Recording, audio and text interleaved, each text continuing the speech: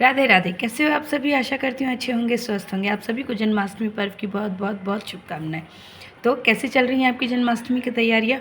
Hope बहुत अच्छी चल रही होंगी। सबसे ज़्यादा जो कन्फ्यूज़न जिसको लेके मुझे मैसेज भी आए हैं वो ये कि क्या जन्माष्टमी पे 56 भोग लगाना ज़रूरी है? देखिए, देखा देखी भक्ति नहीं होती। देखा देखी कोई भी कार्य कि सब लगा रहे हैं तो हमें भी लगाना है, ऐसा नहीं है। जब तक आपके मन से सच्ची श्रद्धा, सच्चा भाव, सच्चा प्रेम ना निकले कि नहीं आप सक्षम है, आप सब तरीके से कैपेबल हैं, आप बना सकते हैं, आप कर सकते हैं, आप प्रभु के प्रति अपना प्रेम ऐसा कह के दर्शा सकते हैं, तो आप ज़रूर बनाइए। लेकिन अगर आप सक्षम नहीं है तो आप जितने सक्षम हैं आप उतना ही भोग लगा सकते हैं। सबसे बड़ी बात, 56 भोग जब भी प्रभु को लगाएं तो क्यों लगाया जाता है प्रभु को 56 भोग? 56 भोग लगा के प्रभु के प्रति लोग अपनी जो भी अपना समर्पण है, अपना प्रेम दर्शाते हैं। ऐसा कहा जाता है कि एक समय, जिस समय भगवान श्री कृष्ण ने अपनी उंगली पे गोवर्धन पर्वत को उठा लिया था, तो 7 दिनों तक उन्होंने गोवर्धन पर्वत को अपनी उंगली पे उठा के रखा था। और ऐसे ही यशोदा मैया अपने कान्हा को, अपने लल्ला को एक समय में 8 बार भोजन करवाती थी। मतलब अलग अलग पैर पे, कभी कुछ दे दिया, कभी कुछ दे दिया, इस तरीके से। क्योंकि जो कृष्ण कन्हैया लाल है उनकी हम लोग बाल स्वरूप पूजा करते हैं, तो बाल स्वरूप में माता यशोदा अपने लल्ला को 8 बार कुछ कुछ कुछ कुछ दे दे के उनको भोजन ग्रहण करवाया करती थी। लेकिन जब 7 दिन लगातार गोवर्धन पर्वत को अपनी उंगली पे कृष्ण कन्हैया जी धारण किए हुए थे, तो जब 7 दिन के बाद जब यशोदा मैया ने कृष्ण भगवान के लिए भोग तैयार किया, तो उन्होंने 7 दिनों के हिसाब से 8 दिन का 7 8 56 है ना, तो 56 भोग माता ने अपने 7 दिन की जो कसर थी वो माता ने निकाली। वो माता यशोदा का प्रेम था, माता यशोदा का भाव था। ठीक उसी प्रकार से हम लोग भी अपने कृष्ण कन्हैया के लिए, अपने लाला के लिए अपना समर्पण, अपना प्रेम दर्शाते हैं। तो इसीलिए तब से हम लोग 56 भोग तैयार करते हैं और 56 भोग लाला को लगाते हैं। इसीलिए ज़रूरी नहीं कि जन्माष्टमी में ही आप 56 भोग लगाएं।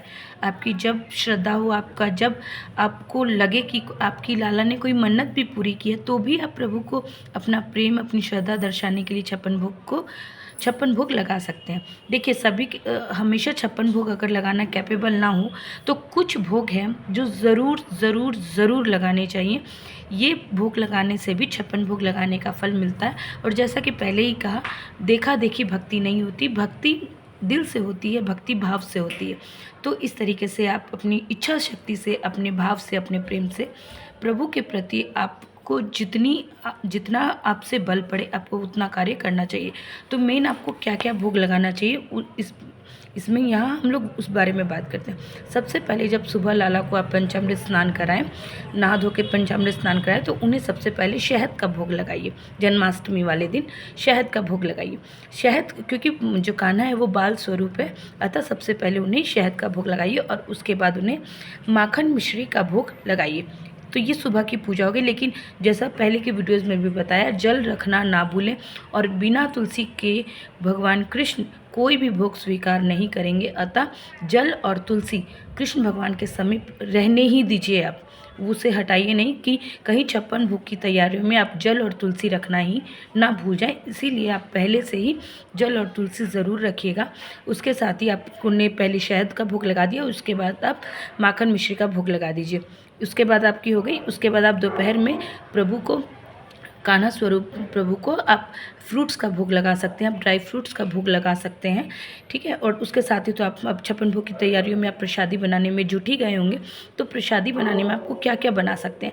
आप धनिया की पंजीरी, जो सबसे मुख्य होती है वो धनिया की पंजीरी, जिसका भोग आपको रात 12 बजे के बाद, कृष्ण लला के जन्मोत्सव के बाद लगाना है। तो धनिया की पंजीरी आपको ज़रूर बनानी है। धनिया की पंजीरी बनाने के साथ साथ आप ड्राई फ्रूट्स, जितने ड्राई फ्रूट्स हैं उनकी भी पंजीरी बना सकते हैं, वो बना सकते हैं। उसके साथ ही आपको पंचामृत तो बनाना ही है। पंचामृत से लाला का स्नान भी होता है और पंचामृत आपको भोग में भी चढ़ाना चाहिए। भोग का पंचामृत किस अनुपात में बनाना है, इसमें आपको मेरे चैनल पे वीडियो मिल जाएगी। जन्माष्टमी 2024 प्लेलिस्ट पे जाइएगा, उसमें आपको पंचामृत की वीडियो भी मिल जाएगी। तो पंचामृत मेन है, आपको वो भी बनाना है। इसके साथ ही लड्डू गोपाल जी को, कृष्ण कन्हैया लाल को खीर अति प्रिय है, तो आपको खीर भी बनानी है।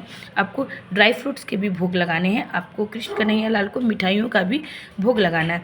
इसके साथ ही आप दूध, दही, मधु, घी, शक्कर इन सबको भी अलग अलग जगह पे रख सकते हैं अगर आप 56 भोग तैयार कर रहे हैं तो। अन्यथा आपने पंचामृत दे दिया तो वो भी हो गया। इसके साथ ही आपको लड्डू तैयार करने हैं। लड्डू भगवान कृष्ण को अति प्रिय है, तो लड्डू बनाने हैं। इसके साथ ही आप पूड़ी बना सकते हैं, मिठाइयाँ बना सकते हैं, पेड़े बना सकते हैं। तो इस तरीके से छोटे छोटे चीज़ करके आप प्रभु के लिए कम से कम, जैसा मैं करती हूँ कि 5 या 7 या फिर 11, अगर नहीं 56 भोग लगा सकते तो आप 5, 7, 11 इतना भोग भी आप घर में अवश्य बनाइए। और संभव हो सके अगर आप 56 भोग लगाना चाहते हैं, जैसे मैं अगर कोशिश करती हूँ कि अगर 56 भोग लगा सकूँ तो 5, 7 या 11 के रेशियो में मैं घर पे इतना बना लेती हूँ।